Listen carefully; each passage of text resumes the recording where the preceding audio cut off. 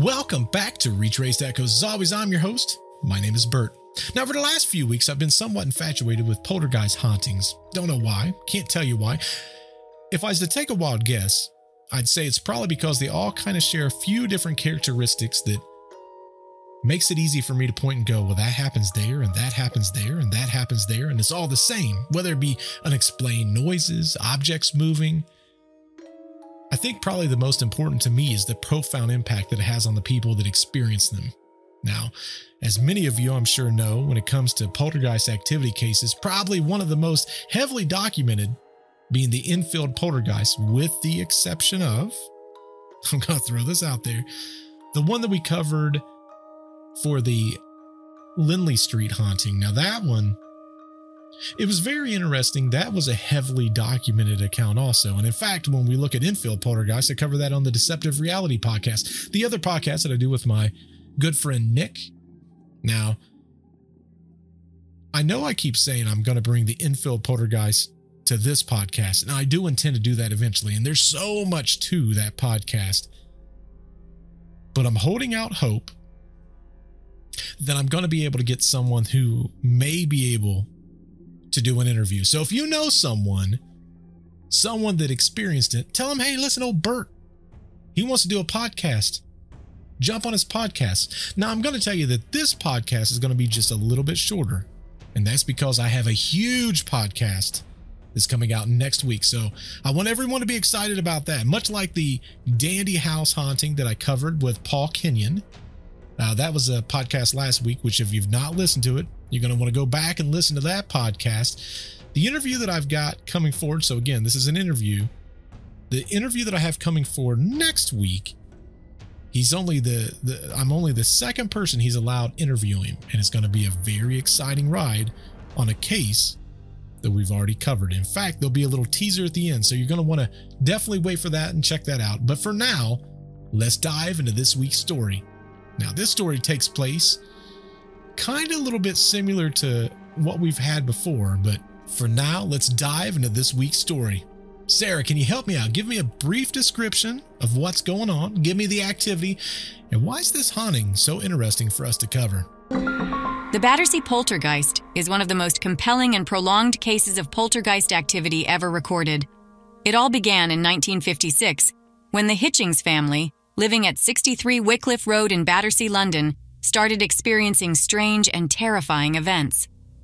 The Hitchings family would experience unexplained noises, objects moving on their own, fires spontaneously starting, and even mysterious writings appearing on the walls. The family consisted of Wally the patriarch, Kitty the matriarch, and Shirley, their daughter. Also in the house was Ethel, Shirley's grandmother, and John, her adopted brother. What makes this haunting particularly interesting is not just the intensity and variety of the phenomena, but also the duration. This activity persisted for over 12 years. The case attracted significant media attention and was investigated extensively by paranormal researcher Harold Chibbett. The entity, which the family named Donald, communicated through loud noises and written messages, claiming to be a Frenchman from the 18th century.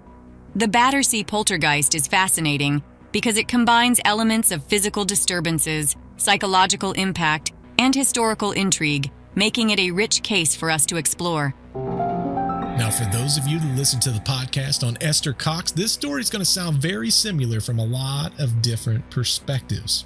And honestly, that's what I do. When I look at any cases that has to do with the paranormal, I look at what does this case have, that this case has, that this case has, and then I look at what's the things that are different. I mean, when we're talking about the paranormal, it's very difficult to prove the paranormal, but in my opinion, those that investigate sites, sometimes it's equally as difficult to disprove. But now to say that every single paranormal investigator, that every single one of them is true, and let's be honest, there's a series of episodes of different shows on the YouTube machine and even on TV in general where you would look at it and you'd go, man, this one group has went into this house and had like 90 things happen. That's not generally how hauntings work, so it's easy to go, yeah, some of that's probably made up. But there are some shows that are out there where you hear a knock coming on, let's say, a tape recorder in this room, and then they've got a video camera running in this room, and you hear the knock. In a different room, you hear another knock, but they're all almost to the point to where you can say, you know what, that knock's probably coming from X, Y, and Z. That, in my opinion, is very hard to disprove.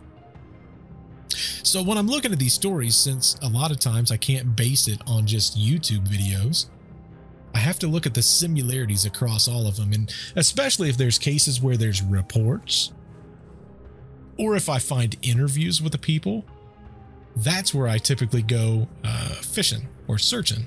Now, the story that we're going to be talking about today, it has very striking similarities to the one with Esther Cox.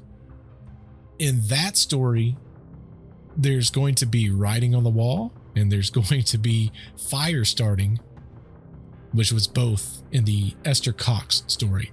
But enough about that. We'll get to that eventually. I don't want you guys just jumping away right away.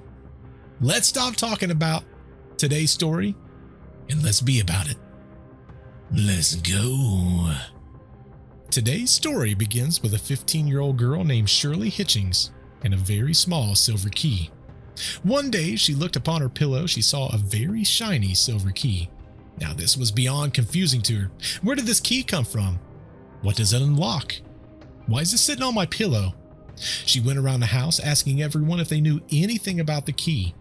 And, should come as no surprise, nobody knew anything about the key. They had never seen the key before. It made no sense why it was on her pillow. But Shirley, she started moving around the house looking for all types of various locks, or anything honestly that the key would fit inside of, hoping that maybe she could find what it fit. Now, lock after lock, she couldn't find the rightful home for the key. Now, if everything inside the house wouldn't fit the key, then where was it supposed to go? And honestly, Shirley became fixated. If she went somewhere and she thought that there was potentially a lock, she would check and see if the key would unlock it. But the question about the mysterious key, it would not be answered this day. Later, as the night began to sneak within the sky, would begin a series of events as mysterious, if not more, than that very key. First, it started with knocking on the wall. It started very quietly at first, but then it became louder and louder. The banging became so loud that it's almost like the entire house was reverberating with the sounds. Next, as though the banging's not bad enough, began the scratching on the wall. It's almost like you could hear the sound of nails sliding ominously on the other side. Now the furniture, they would become victim to the same scratching noises next. And, like any great horror movie, any movie that might scare you, the lights began to flicker.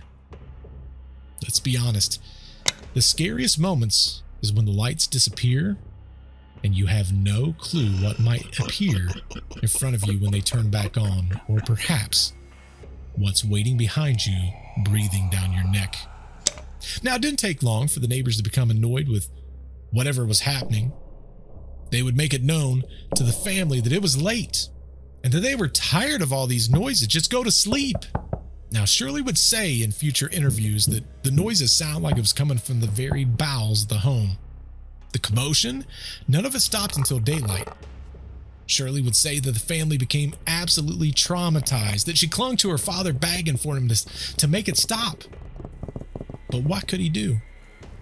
There was no rational reasoning for what was happening.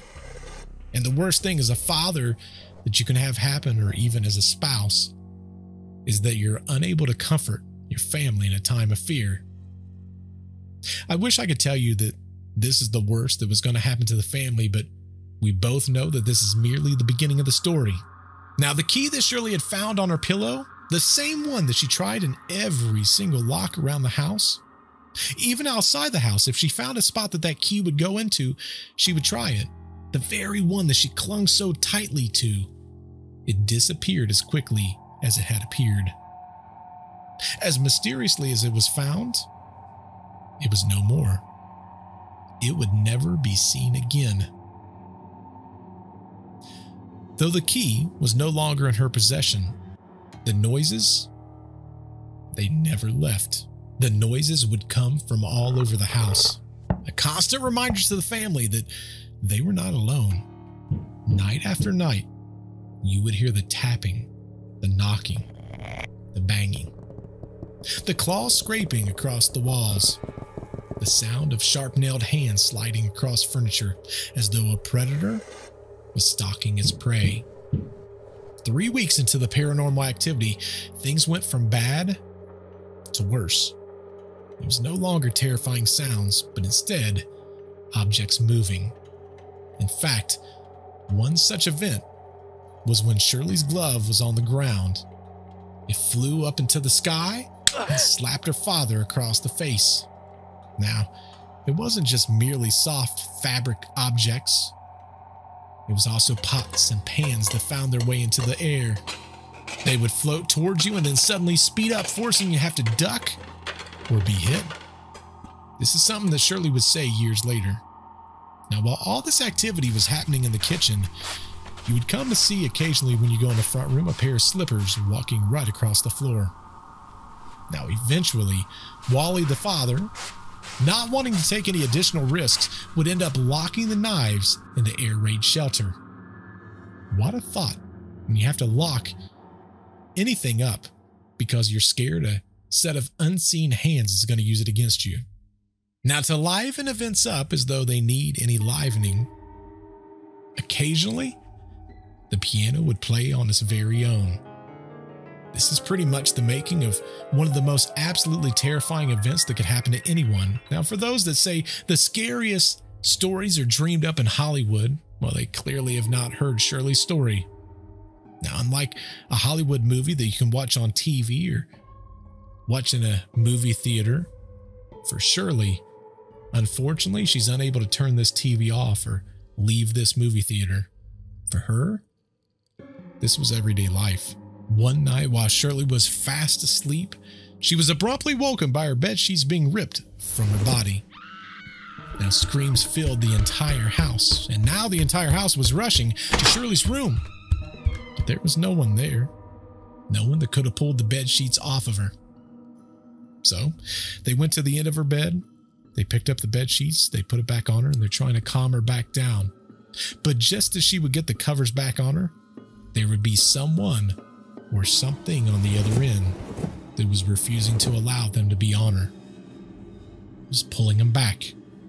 As quickly as a strike of lightning, Shirley went completely rigid, almost as though she was stuck. Her back would arch and she would rise off of the bed 2 to 3 inches. Now, Shirley's grandmother, she had seen enough. She's possessed by the devil. You see, Ethel, she was a devout Catholic, and the only time, in her opinion, that you would see things like this is during a demonic possession. Now, it did not take very long for word to get out. Once the story was out, it spread like wildfire, from neighbor to neighbor, neighbor to friend to friend, and eventually, in February, the story from inside that little house had made national news, and everyone was completely infatuated. And when there's stories of paranormal activity, it will bring out, you guessed it, paranormal investigators, hoping, if anything, to find evidence. They had many offers to investigate the now very haunted home.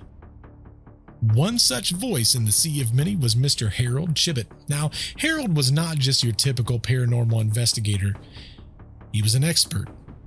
He was very well known, very highly respected. Now, as he visited the family, and again, he was an expert in his field, he told the family that in his professional opinion, this was a case of poltergeist activity. But they had so much more on their mind. The grandmother was still obviously assuming that Shirley was possessed. The best chance for the family, in their opinion, was to have Shirley exorcised. So they went to the home of Harry Hanks, a man who had worked with Wally. Now, in addition to working with Wally, Harry was also a part-time practicing medium. He thought he'd be able to perform an exorcism, so they began the process. Everyone got situated, and just before they were about to begin, they heard a knock at the door. It was the police. Now, they heard about everything, and they wasn't having it, not in their little town. The haunting at 63 Wycliffe was later talked about in the House of Commons. They spoke about how the police had to intervene. There was concerns about occult practices and witchcraft. The fact that young Shirley and her family was being talked about at this level, especially at a government level, mind you, brought significant attention to the family by everyone in the public. Now, completely confused on what to do. Let's again think about it. The police had stopped the very exorcism that the family thought that they needed. But Harold came up with a genius idea, at least in his opinion. He thought, maybe what we need to do is communicate directly with whatever this entity is. So he went out and he purchased cards with letters on them, kind of like little kids have the flashcards with A, B, C, and he laid them out on the table. Think about, if you will, Stranger Things, when they laid out the letters on the wall and then the lights would light up. But in this case, it's just a way to communicate. It's almost like, for him, trying to find a way to have a conversation with the entity by pointing to the card and then waiting for the spirit to indicate the correct letter, just like in Stranger Things. So eventually, the method seemed to work. The entity, it began spelling out messages, and it said that it was a Frenchman and that he was scared. Now, if the entity was looking for some type of sympathy, it wasn't going to get it here. Family didn't care if it was scared or sad or mad or what was going on. For them, they just wanted it gone. Now, eventually, they wouldn't have to use the card method. Now, why do I say that? Because scribbled across the wall was Viva France. Hence going back to what I said earlier about the Esther Cox, which also had a small part in it that was talking about writing on the wall. I don't really know of any other cases, and if you know of another case where the entity wrote on the wall, put it down in the comments down below. I'm kind of curious about that. Now, Harold came up with a genius idea. He decided, if the entity wants to write, instead of letting it write on the wall, we don't want that. Let's leave it some paper and a pen in the front room. If it wants to write so bad, we'll let it write. So they decided on the front room because that was the only room with a lock on the door. So Harold, being very careful to make sure that he wasn't being tricked by the family, and to verify for future reference that he knew that it had to be this entity, he asked for the only room, or the only key to the room. Now, where the family screwed up, in my opinion, is they began giving the entity a pet name. That pet name was Donald. So the front room was now being called Donald's room. Now, Harold would lock the room and check it before leaving. The door was locked. The next morning, he would arrive. He would check the door again, still locked. He pulled the key from his pocket and he unlocked the door. As he walked inside the front room and looked at the papers, he was completely shocked. Over 60 notes were written. One of those notes said, "Shirley, I come." This is exactly what I was talking about. We provided a name for the entity. We gave a room to the entity, and in fact, the room was called Donald's room. In my opinion, it allows whatever was there to be there, no differently than opening up yourself to inviting something from the other side into your life. Now, many will say, well, the entity was already there. But I found in many of these stories that the more that you allow, the more that they will come. Either way, there was a series of letters that was a hybrid between English and French. It wouldn't take very long for the entity to write a note saying who he was supposed to be. And who he said that he was a little piece of history. Sarah, can you tell them the history of the person that he said that he was? I think you're going to find this fascinating. This is where the story takes an interesting turn. Donald said that he was Louis Charles. Louis Charles, who was the second son of King Louis XVI of France and Queen Marie Antoinette. Louis Charles was born on March 27, 1785. He became the Dauphin of France upon the death of his older brother, Louis Joseph, in 1789. During the French Revolution, the royal family was imprisoned, and Louis Charles was taken from his parents in 1793. It was told that Louis Charles had passed away in captivity at the Temple prison in Paris on June 8, 1795, at the age of 10. His death was caused by scrofula, which is a form of tuberculosis. His death has been the subject to mystery and speculation, leading to various theories that he may have escaped and lived under an assumed name and new identity. But that kind of history is not really what we cover on this type of podcast, so let's get back to the spooky. Now, in March of 1956, the entity has started making demands. It demanded that Shirley wear her hair a certain way. It said that if the demands were not met, maybe some, random fires might start around the house. Now, where does that sound familiar? Haven't we heard of a few haunting stories where spontaneous fire starts? Wasn't one of them Esther Cox, which again had a similar story where there was writing on the wall. Again, we're looking for repetition, things that happen back to back to back that's the same. Now, this was not just threats. Fires did start spontaneously around the house, and on one occasion, Wally was burned so extremely bad when he was trying to put out a fire that when he looked down at the burn on his wrist, it was almost like there were claw marks that was just barely seen underneath the burn. That would not be the only attempt of violence within the walls. On numerous occasions, Ethel would be walking around the house. She'd feel a little push. Now, when you're older and your dexterity's not necessarily there, the last thing that you ever want to have happen is to be pushed, especially when going downstairs. It was said that when Ethel would try to go down the stairway, from time to time, she would feel the entity try to push her down those stairs. The final tragic ending for Ethel was one night.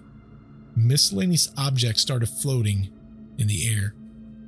Then, out of nowhere, the voice of an Irish woman echoed within the room. Ethel was absolutely shocked. She said that it was the voice of her mother who had passed away many years before. This was all way too much for Ethel to process. A few days later, she suffered a stroke. Subsequently, she passed away. Now, as time went on, it's almost as though the family became somewhat used to the eerie phenomena. I believe that's when the entity started to lose its power.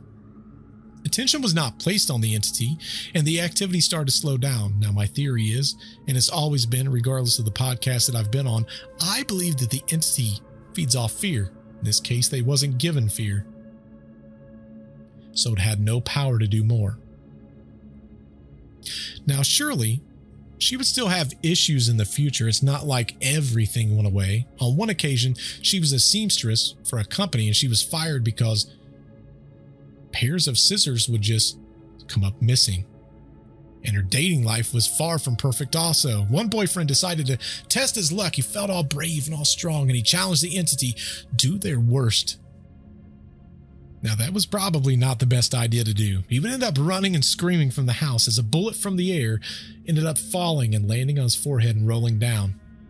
It gives a whole new meaning to the saying, after midnight, they come a lot faster, doesn't it? Now, on another occasion, Shirley was going out on a date with a man that she would later end up marrying, but when she came home, she was met by a very angry mom sitting in a chair. In her hands, a letter wrote from the entity, telling all the little secrets of their rendezvous. Secrets that no mother wants to hear and no daughter wants told to her parents. Now, the very last letter that was ever wrote from the entity came in 1968. Now, at this point, Shirley was married and had a little boy of her own. It was not uncommon for the entity to continue to write notes, and it was typically in a notebook that was beside her telephone. But in this letter, it was told to Shirley that her parents was going back to London. The entity said that it was leaving and that it would not be coming back. And from that day forward, it never did. It's an odd twist of the story that Kitty, Shirley's mom, became kind of, if anything, sad. Almost as though she was grieving the loss of a son. This story is definitely one that captivated me, and I would love to dig more into it. In fact, I believe that Shirley's still alive. And Shirley, if you're watching this, I would love to bring more of your story to the forefront. If you know Shirley, send her this podcast. Tell her I would love to interview her. As you can see, through all the numerous podcasts that I've had, we're starting to do some interviews, and some very interesting interviews. And I'd love to think that I do them a little bit differently than most. In fact, the story that we have coming next week, it's from a man named Joe. I did a podcast not that long ago. We talked about it in this episode. The Lindley Street Haunting. There was a little boy. I didn't use his name in the podcast. He was the one that was hiding in the bed, covers up to his eyes. As he would peek out, he would see eyes looking at him, red eyes all over the room. He would fight these demons for the next 50 years. I've got an interview coming with him. You're definitely not going to want to miss that. That's coming out next Wednesday. In fact, here's a little teaser. Welcome back to Retraced Echoes. As always, I'm your host. My name is Bert. Bridgeport, Connecticut, a house of horrors, 966 Lindley Street. We looked into the nightmare of the Bridgeport Poltergeist, uncovering the bone-chilling experiences of the Gooden family. We uncovered the story of an unnamed boy, a boy who saw the darkness up close. Around him, he sees hundreds of red eyes. They're staring at him in all directions. The room is completely pitch black. When you leave a haunted house, the assumption is that you're leaving whatever it is behind. It's not going to come with you. We've been waiting for you, Joey.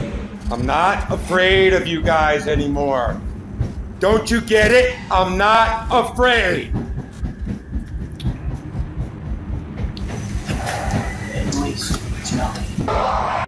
Now, also, if you're not done with super scary, spooky stories, there's another podcast that I have out called Deceptive Reality. I co-host that with a friend of mine named Nick. Now, we cover everything similar to the old television show Unsolved Mysteries. There's only one Unsolved Mysteries, the one with Mr. Robert Stack. But every single week, we cover a different eerie unsolved mysteries, and we do a deep dive. Now, some of those stories are hauntings. I think you'll find them extremely interesting.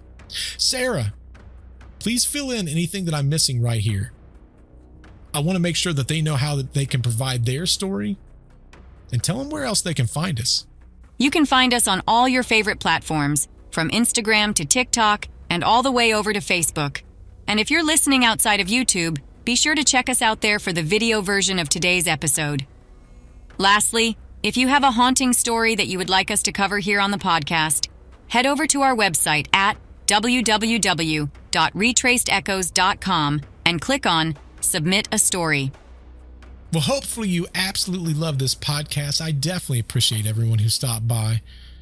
If you enjoyed this podcast, wherever you're listening, whether it be YouTube or any of the other sources where my podcast can be found, if you can give it a rating, I would definitely appreciate that. Also, tell your friends, anyone that might be into ghost stories. Until I see you next week in that very interesting interviewed podcast that's coming up. Goodbye.